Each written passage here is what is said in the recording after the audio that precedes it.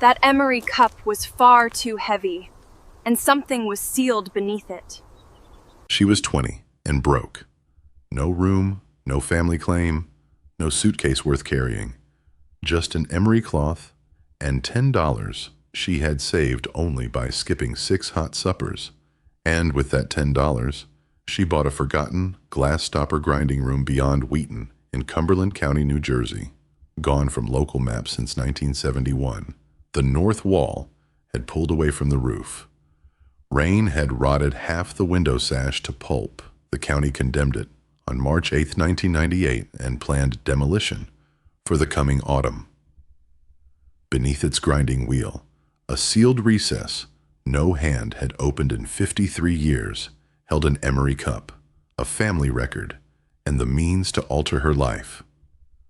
Before we continue, if stories like this mean something to you, hit subscribe and tell us in the comments where you're watching from. We love seeing how far these stories travel. Lila Cross had been fitting broken things her whole life without knowing it. At 8, she turned chipped tumblers so their wounds faced the cupboard wall. At 11, she mended cuffs with stitches small enough to escape notice. By 14, she could coax a bent drawer shut and knew which kitchen floorboard let a hungry person pass quietly. Her mother, Elaine, moved through rented houses as if departure were a chore. She saved grocery receipts, washed foil flat, and never hung a picture with 2 nails. When trouble entered, Elaine became still. Lila mistook that stillness for endurance until she was old enough to see the difference. The one fixed place was her grandmother Miriam Cross's workbench, visited every Saturday in a narrow shed near Millville. Miriam restored vanity bottles, grinding replacement stoppers until glass met glass with a low whisper. She taught Lila to darken a taper with lamp black, seat it in the neck, and turn it once. The untouched streak revealed the high place. They worked wet, feeding a pinch of emery beneath the stopper, and testing the fit by lifting the bottle from its crown. At noon, Miriam opened tomato sandwiches in waxed paper. Afterwards, she held each bottle toward the south window, where clouded glass confessed every careless scratch. "A true fit does not need force," Miriam once said. She meant the stopper, but Lila carried the sentence into every room where affection had to be earned by becoming smaller. Miriam died during an icy February rain, leaving Lila 2 wooden trays of stoppers, 3 brass calipers, a hand vise, and the emery cloth folded inside her apron pocket. Before the estate papers settled, Brenna Cross took the trays from Elaine's closet and sold them to a dealer in Philadelphia. The calipers and vise disappeared with them. Only the cloth remained because Lila had been carrying it. Brenna was Elaine's niece, broad-shouldered and powdered, with keys that clicked at her belt. She had taken the lease in her own name after Elaine fell behind, then spoke as though she had rescued everyone inside. Bills lay beneath a blue glass paperweight until Brenna decided who might see them. She opened Elaine's mail, counted pantry cans, and called each intrusion practical. She said the stoppers had paid rent, no receipt appeared, and the landlord still posted a balance. On Friday, April 12th, Brenna set Lila's chipped yellow bowl on the hallway floor. It held 2 shirts, a comb, the emery cloth, $10 folded into a square, and $4.80 in coins. The bowl made the decision look temporary. Elaine stood at the sink with both hands in gray dishwater, while Brenna rested one finger on the deadbolt. "You cannot stay here after Friday, Lila. Understand?"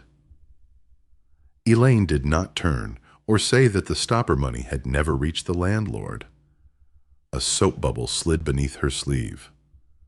Lila transferred the bowl's contents to a grocery sack and left the bowl by the door. Behind her, the bolt entered its socket with a careful metal sound. For 6 weeks she moved south by increments, keeping the folded 10 untouched. In Camden, she slept upright in the bus terminal until a guard remembered her coat.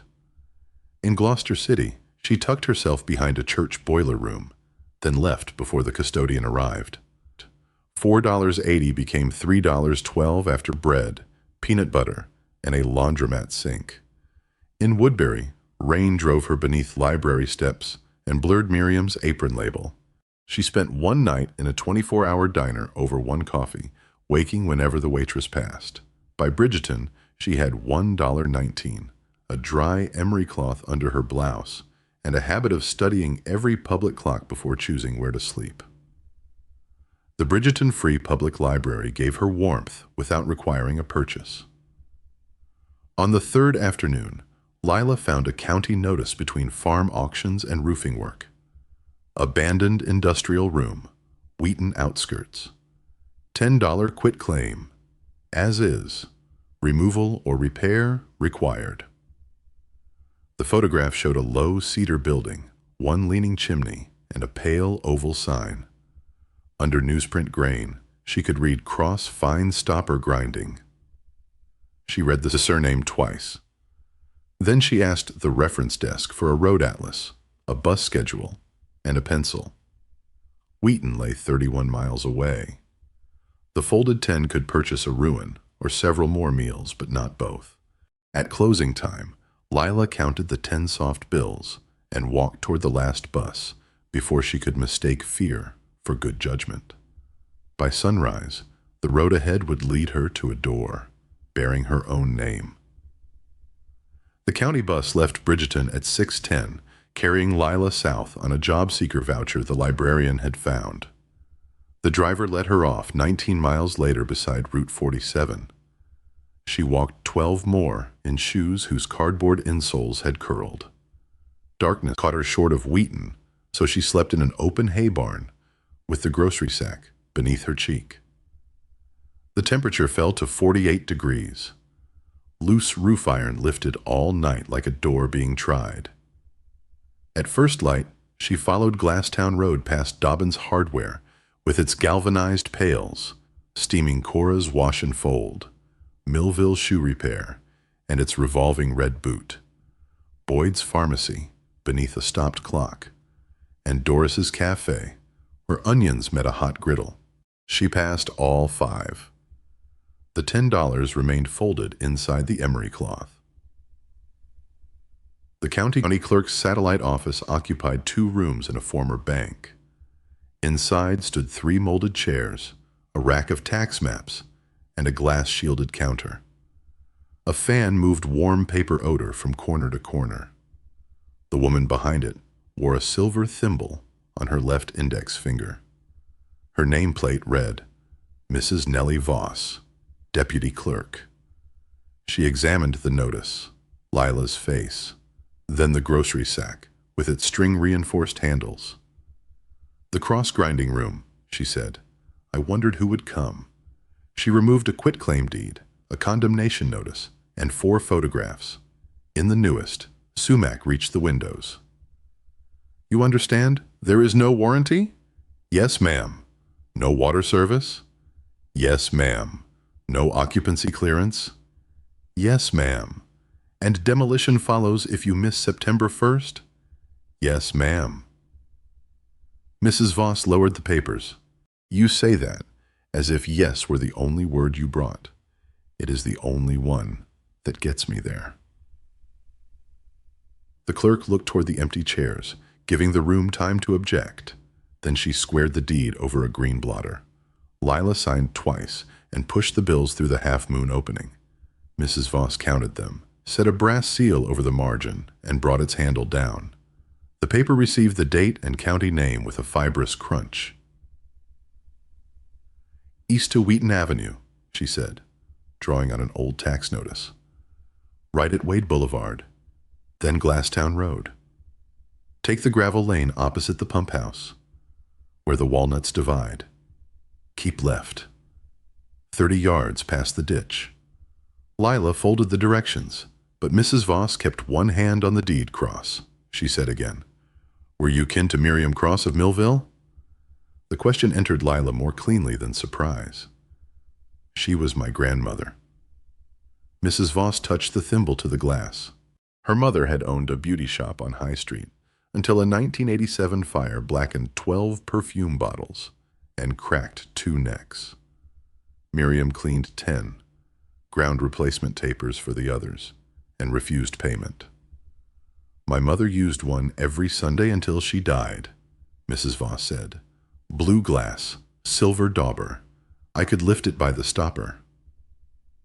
Lila pressed the grocery sack, feeling the emery cloth inside. I didn't know she worked for strangers.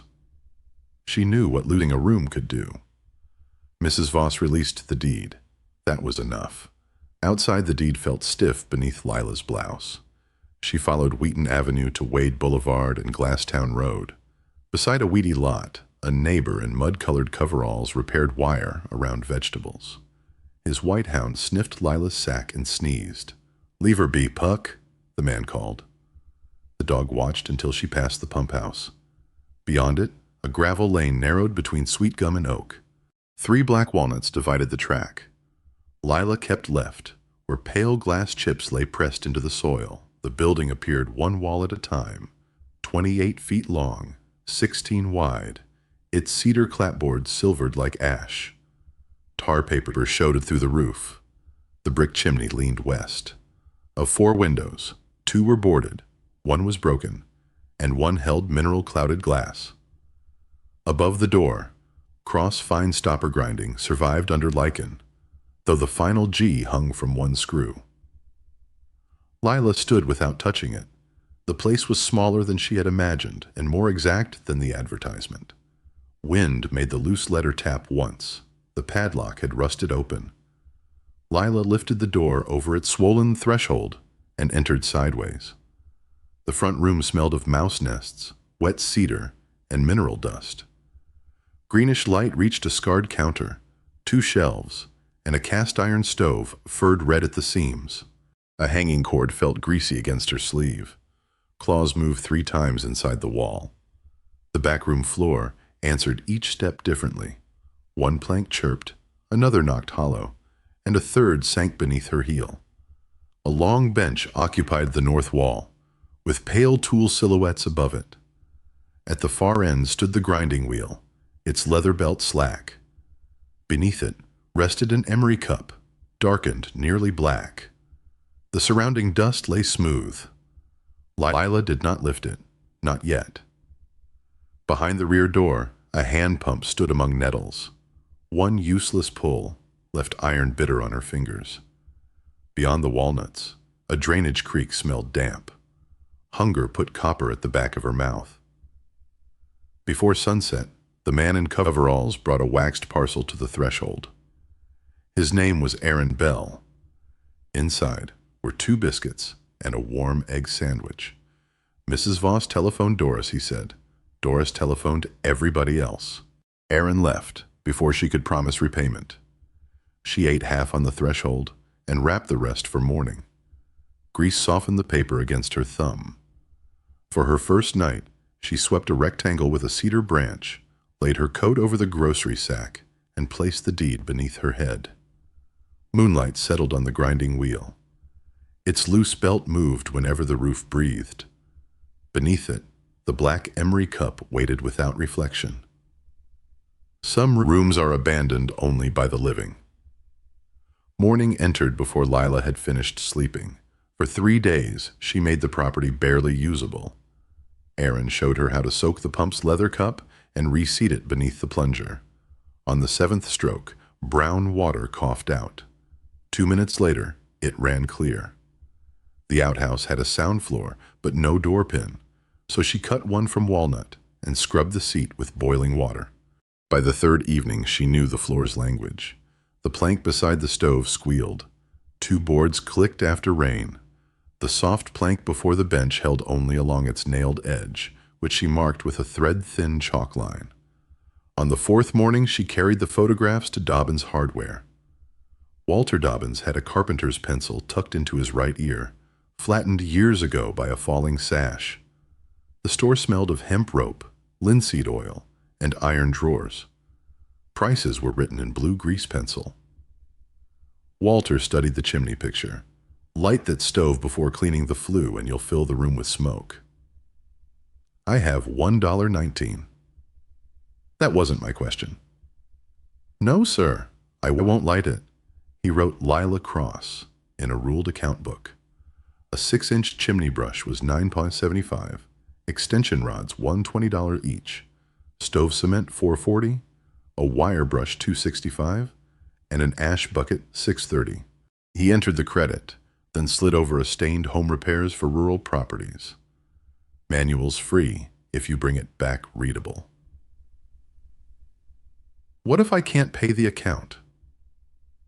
Walter closed the ledger. Then I'll still know where my brush went. Lila read the chimney chapter twice, walking home, and once beside the stove. She disconnected the pipe, covered its opening with canvas, and set the bucket beneath the cleanout. From Aaron's roof ladder, she removed the cap and lowered the brush by rods. It stopped 6 feet down. She twisted clockwise until a brittle collar broke. Creosote fell like dry beans, black flakes mixed with glazed brown pieces hard enough to ring in the bucket. She used 12-inch strokes, turning at each joint so the rod stayed coupled, and shoveled after every third pass. A sparrow nest came down with newspaper dated October 1969. 6 hours later, a mirror at the firebox caught an unbroken oval of sky. She sealed 2 pipe cracks, waited overnight, then built a test fire no larger than her hands, newspaper, cedar slivers, and 3 oak sticks. Smoke drew cleanly upward. The stove ticked as rust warmed. Her palm found heat at each seam, but no escaping smoke. Doris had sent oats, salt, and 1 bruised apple. Lila boiled them in a tin cup and ate while the first heat entered the damp boards. Steam touched her face, carrying the clean sweetness of cooked fruit. That night she woke once simply to feel that her socks were dry. Only then did she begin the workroom, sketching each object's position before lifting it. The wheel carried 3 grooves for different tapers. A brass lamp was blackened on its working side. 12 neck gauges ranged from 7 to 21 millimeters. Beside them lay a felt polishing bob, 2 pumice jars, a zinc cooling tray, and a fitting block drilled with bottle mouths. Each bore a crescent crossed by a short line. The mark appeared beneath the stand. The Emery cup sat in an iron holder below the wheel, where spilled abrasive could be reused. Gray powder had fused its rim in place. She tapped a pumice jar with Walter's brush handle. It answered thinly. The smaller Emery cup answered lower. Its weight pulled at her wrist, yet nothing shifted inside. Lila worked warm water around the rim until the powder became paste. Rather than pry, she waited and turned the cup a degree at a time until it released with a sigh of grit. Beneath 2 inches of Emery, her probe met something smooth. She spooned the abrasive into a jar. A cedar disc fitted the bottom precisely. Lila bent wire into a staple, set it into 2 pinholes, and pulled evenly. The disc rose with the smell of sealed resin. Below it, the cup continued 9 inches into the wheel's hollow pedestal. The first package was tied in waxed linen. Lila loosened the knot instead of cutting it. Inside lay Miriam's 3 nested calipers and the hand vise Brenna had sold. A fingerprint remained near its screw. Lila placed both palms on the floor before touching them. The second parcel held 18 raw stopper blanks, separated by felt, flint, amber, cobalt, and 1 walnut-sized piece of rose glass. Miriam had numbered each. Beneath them lay 6 unfinished test necks. The third object was a tin box, sealed with black wax. Lila warmed a putty knife and lifted the 4 crescent seals intact. Oilcloth protected a restoration ledger, a long envelope, a medal in blue wool, a coin purse, and 23 savings certificates. The ledger recorded color, neck diameter, taper, hours, and price. Later entries had no price. Mara Lewis, Shop Fire, 1978, Ellen Voss, High Street Fire, 1987, Joan Park, Boardwalk Stall Fire, 1991. Beside each, Miriam wrote, "No charge. Reopening." The certificates came from 4 New Jersey savings institutions and dated from 1972 to 2001. Lila added their principal on the tax map, checked backward, then grouped equal amounts. They totaled $42,300. The purse held Indian head cents, Mercury dimes, Walking Liberty $50, and Morgan dollars. She counted 4 circles, 1784. With the certificates, the exact cash was $42,317.84 before interest. It occupied less floor than her coat. Inside the blue wool lay a Purple Heart engraved Thomas E. Cross, 1944. Its ribbon had faded at the folds. Lila placed it above the ledger and did not polish it. The long envelope remained. On its in Miriam's hand were 6 words, "For the one who opens this room." Lila carried the envelope to the front counter, but evening had turned the window into a mirror. She placed it beneath the brass lamp, weighted it with the smallest caliper, and returned the certificates to their box. Outside, rainwater moved through the creek without keeping any shape it touched. Lila watched until the last light left its surface, listening as water passed beneath roots and around glass. The unread letter waited behind her. Some rooms are abandoned only by the living. At dawn, Lila washed her hands twice before touching the envelope, drying them on the inside of her coat where the cloth held no grit. The paper had yellowed around the edges, but the ink was recent. She recognized Miriam's long capital M and the way each lowercase s leaned backward, resisting the direction of the sentence. A thumbprint of lampblack marked the lower corner. She moved the smallest caliper aside and opened the fold. "My dear one, whoever you are, you found the false bottom without breaking the cedar disc.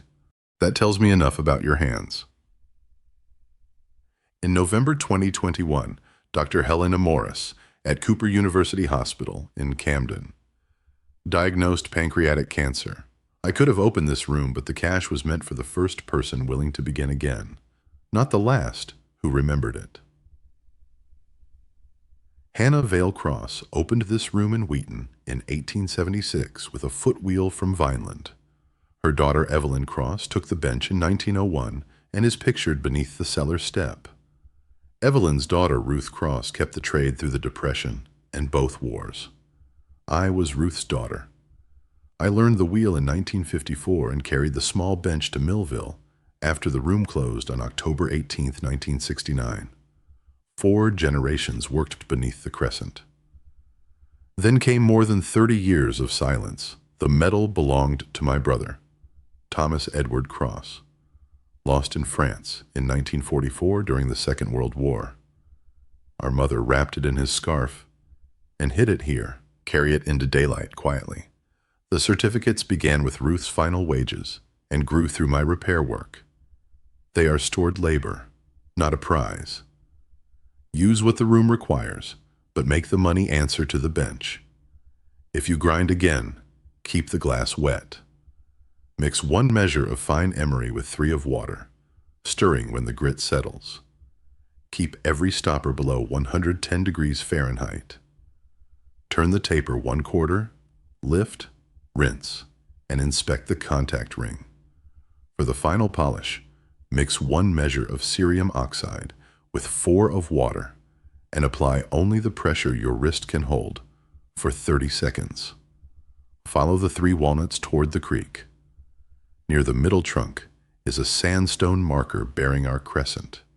We buried failed stoppers there to keep our mistakes close enough to teach us. Take 1 if needed. Inheritance is work placed within reach of another pair of hands. Keep the ledger honest. Repair without charge when fire has taken a woman's livelihood.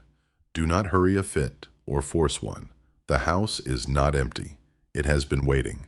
You are welcome here. Miriam Elaine Cross, January 14, 2022. Lila read the letter twice.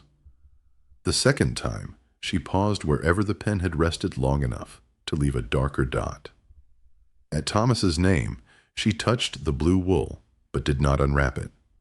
Then she folded the pages along their original creases, pressed each fold with the side of her thumbnail, and returned them to the envelope without smoothing away the lamp black print. She went through the back door and crossed the nettles, while morning dew soaked her shoes. The 3 walnuts formed a crooked line toward the creek. Near the middle trunk, moss had hidden a low sandstone marker. Lila cleared it with both palms until the crescent and short vertical stroke appeared. Beneath the soil beside it lay glass fragments rounded by decades of frost. Cobalt, amber, clear, and milk white.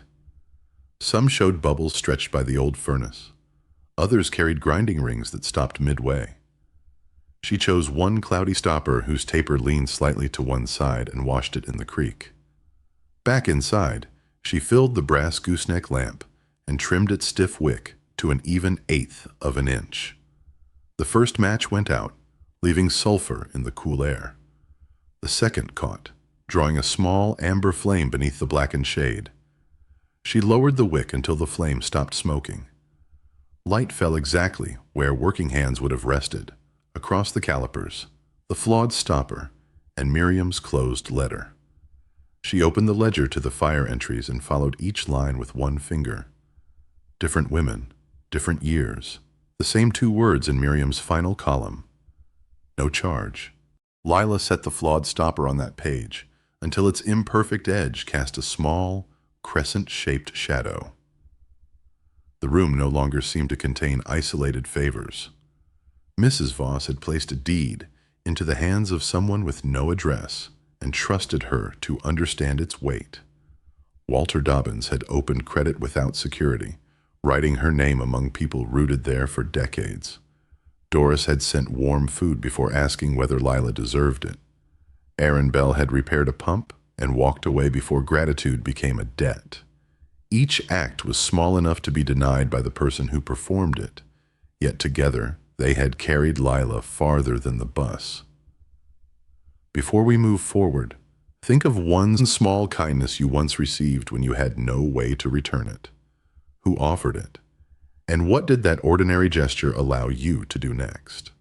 It may have been a meal, a ride, a name written into an account book, or simply a door held open without questions. If you remember, leave that story in the comments.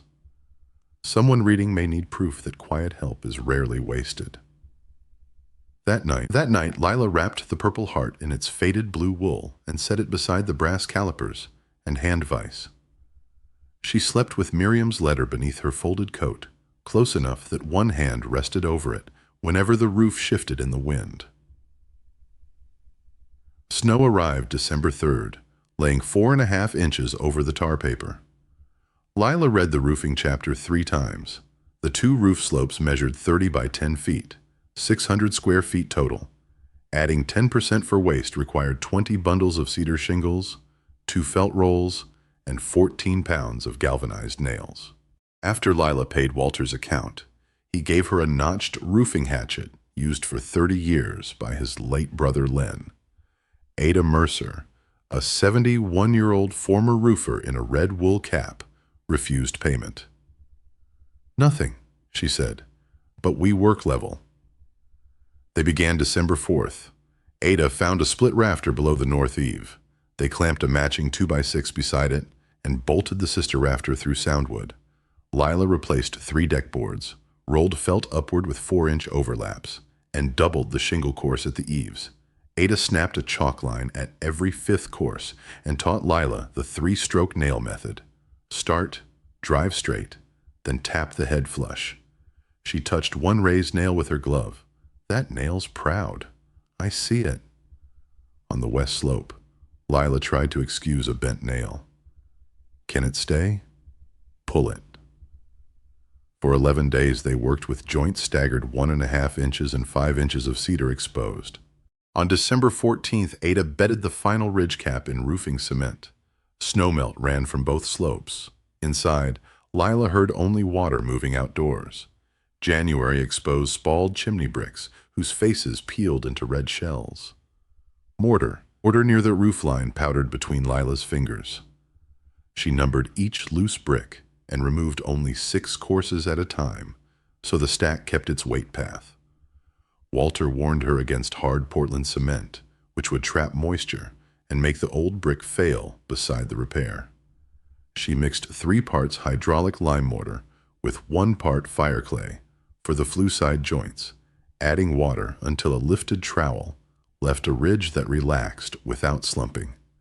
Each brick soaked for 5 minutes before setting, so it would not steal water from the mortar. For 3 weeks she worked in temperatures between 22 and 29 degrees Fahrenheit. A canvas windbreak held some warmth, but her bare fingertips went numb every 15 minutes. Gloves dulled her feel for the joint, so she warmed her hands around a cloth bag of heated sand, then returned to pointing. She packed the bed joint first, buttered the head joint, and pressed until mortar rose evenly at both edges. On January 27th, after the joints cured beneath damp burlap, Lila built a test fire of cedar and 2 oak splits. A smoking paper held near the stove door leaned inward at once. Outside, smoke rose from the cap in a straight thread. None escaped at the collar. The floors began the next morning. Beneath the grime, white pine boards were fastened with hand-cut rose-head nails. Lila set each proud nail below the surface with a narrow punch. 3 broken boards came from Walter's salvaged pine, planed until their edges met the old tongues without force. She rented a random orbit sander for $14 per day. The first pass used 80 grit diagonally across cupping. 120 grit followed the grain. At 220 grit, she stopped every 6 feet and held the brass lamp low, revealing scratches overhead light concealed. Dust turned her sleeves pale. One morning she could not begin. She carried the sander to the doorway, saw a great blue heron standing where the creek widened, and sat on the back step. The bird waited on one leg for nearly an hour, struck once into the water, then opened its wings and cleared the walnuts. Lila did no work that day. She washed her clothes, ate soup from Doris, and let the unfinished floor remain unfinished. The next morning she vacuumed twice and wiped the boards with mineral spirits. She rubbed in 3 thin coats of oil, allowing each to penetrate before removing every glossy pool. After the 3rd coat, the room remained closed for a 48-hour cure. The pine shifted from dark honey toward mahogany, and the old rose-head nails appeared as deliberate black points. When Lila finally walked across it, in clean socks, none of the repaired boards announced itself. February brought the windows. Of 8 openings, 3 had no glass, 4 held cracked panes, and 1 retained a wavering pane dated 1788. Hannah had reused that older glass when the room was built, setting its scratch date toward the interior. Lila marked it with blue tape, worked around it by hand, and refused to let the sash leave the bench. For the other 7, she scraped each rabbet to soundwood, brushed on linseed oil primer, and bedded the replacement glass in a thin ribbon of DAP 33. Glazing points went in every 8 inches.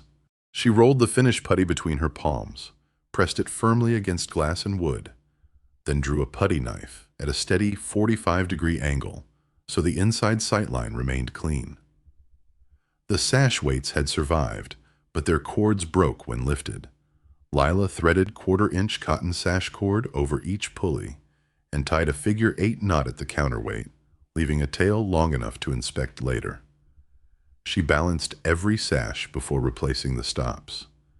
Too short a cord made the window rise by itself. Too long let the weight strike the pocket floor.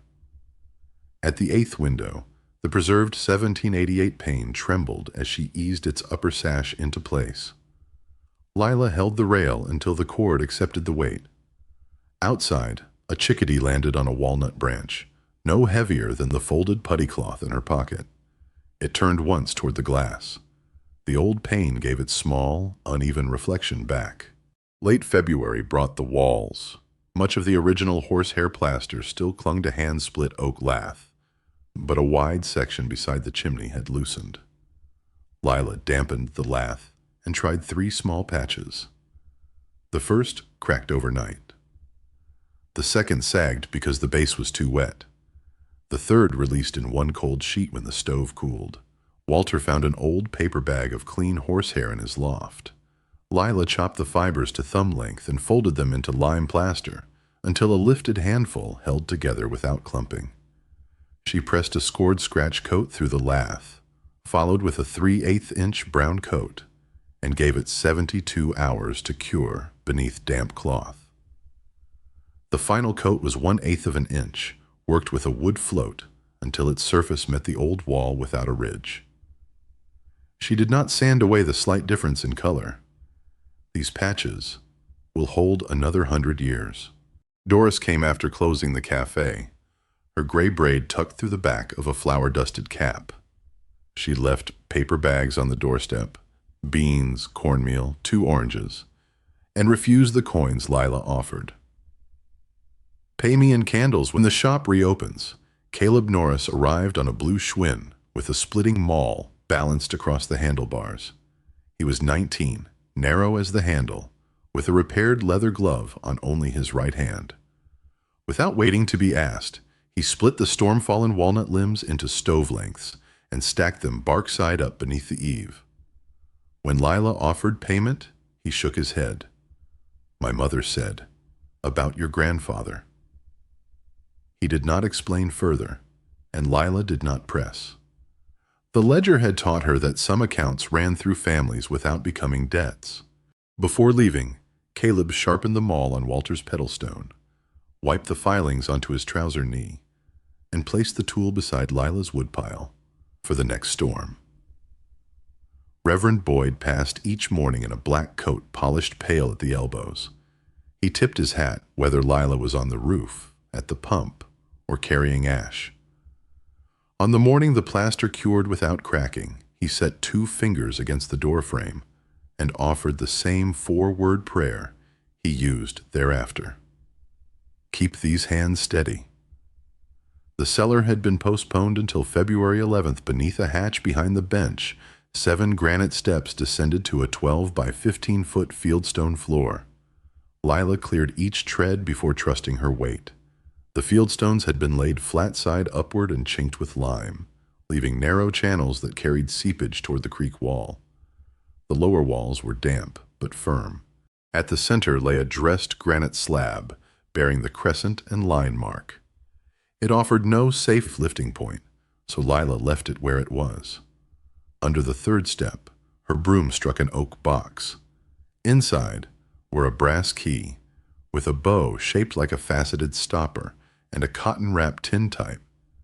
It showed a young woman outside the room holding calipers toward the light.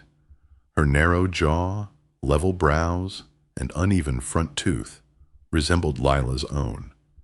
The inscription read, "Evelyn Cross, daughter of Hannah Vale Cross, age 25, summer of 1903. Lila tried the key in every lock upstairs. It fit none. She left it on the mantel, where firelight could reach it, and did not lift the granite slab. March loosened snow from the ditch. By April, the creek could be heard through closed windows, and green walnut catkins hung like brushes. Lila washed soot from the clapboards and planted mint beside the pump. She decided not to begin the full craft that spring. A working room was not a trained hand. From the purse she chose 1 mercury dime, promising it would be the only old coin spent until she could make a reliable fit. Walter exchanged it for fresh emery, cerium oxide, lamp black, and 6 plain samples. Each morning she ground 1 sample taper and recorded its contact ring. She kept failures on the sill, where sunlight passed through their scratches onto the restored pine. The house was patient. So was she. 2 winters later, on December 8th, 2024, Lila completed the first object she would enter in the ledger. She used a plain stopper and an ordinary flea market vanity bottle. Over 9 days, she corrected the taper by fractions, rinsing after every quarter turn and keeping the glass below 110 degrees. The lamp-black contact ring finally appeared unbroken. When she lifted the stopper, the bottle remained suspended for 5 slow seconds. She lowered it, washed away the lamp black, and polished with cerium slurry. After recording its measurements and working time, she wrote, "First honest fit," in the final column. Winter light passed through the finished bottle without finding a careless scratch. The room around it had become spare and useful. 8 restored windows held the weather outside. The white pine and floor carried dark paths between stove, bench, and pump door. Miriam's calipers hung in their pale outlines. The grinding wheel wore a new leather belt. The cracked sign had been cleaned but not repainted. Its missing color allowed the cedar beneath to show through. The brass key found its lock the previous spring. Pruning the middle walnut, Lila uncovered a palm-sized plate set into the trunk. Bark surrounded its crescent border without covering the keyhole. 1/4 turn released a copper box protected inside an old hollow. Within lay a folded 48-star flag and a note from Lila Cross, dated April 6, 1918, during the First World War. The flag had hung for neighbors serving overseas and was hidden when influenza and shortages closed nearby shops. A card named 7 workers who returned or did not. The last, Evelyn's husband, Thomas Cross Sr., returned from France with a damaged left hand and redesigned the wheel pedal for a weaker grip. His modification remained beneath Lila's foot. She copied the names into the ledger and returned the flag to the walnut. Thomas Edward's Purple Heart was carried to Beverly National Cemetery on May 27, 2024, Memorial Day. A records volunteer had located his name on a family memorial entry, even though his remains had stayed in France. Lila and Mrs. Voss stood beside the stone at opening time. They read his name once, laid the wrapped metal there for 1 quiet hour, then carried it home before rain. The rebuilding used 1 savings certificate, accounted for line by line.